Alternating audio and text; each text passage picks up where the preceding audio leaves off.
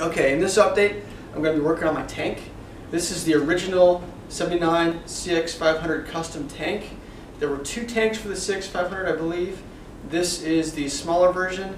The larger version has cutouts here and here for knee room, and it's actually physically bigger and more square. I actually prefer this tank. I like the shape. It's a very classic, simple shape. It's going to go really nice with the build.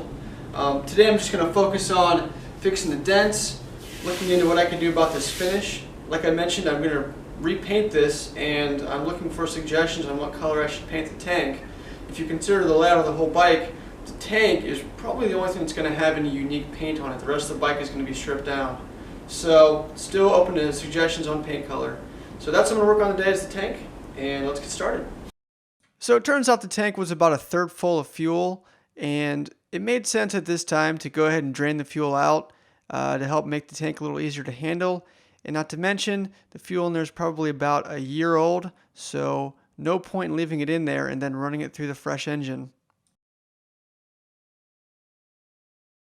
So I'm going to start by simply blocking the side of the tank with a 300 grit multi-purpose sandpaper to expose dents. So I'm wiping the side of the tank with this cloth to feel any irregularities in the tank. And what I discovered is another dent in the side of the tank there that I think happened at a time when the bike fell over about 10 years ago. So I'm going to go ahead and try to fix that as well. Nothing says hillbilly bodywork like a can of Bondo from your local AutoZone. I know you're thinking, why are you using Bondo? Why not pick up the good 3M stuff? And I think for the small dents in the side of this tank, it'll do just fine. And hey, if it makes you feel better, I picked up the professional Bondo. I couldn't tell you what the difference is, but hey, we'll find out. If you've never used Bondo before, you mix the white with the red, and then when it turns pink, you're ready to shellac it on. I probably ended up mixing about 10 times more than I needed, but Bondo's cheap, and I think that's the idea, that you get a lot of filler and you use it everywhere, and you just try to fill all the dents you can with it. So I'm pretty much just layering it on in nice smooth layers, like putting icing on a cake. And yeah, this is real exciting stuff. So not much more I can say about Bondo, other than you put it on the dents, you shellac it on, and then just like that, it layers on, it dries, and then you come back and sand it off in about an hour.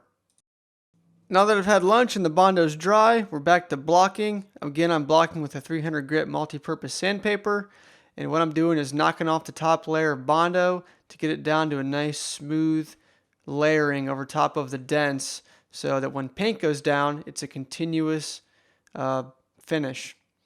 So again, I'm feeling carefully to make sure there aren't any ridges or edges in the Bondo.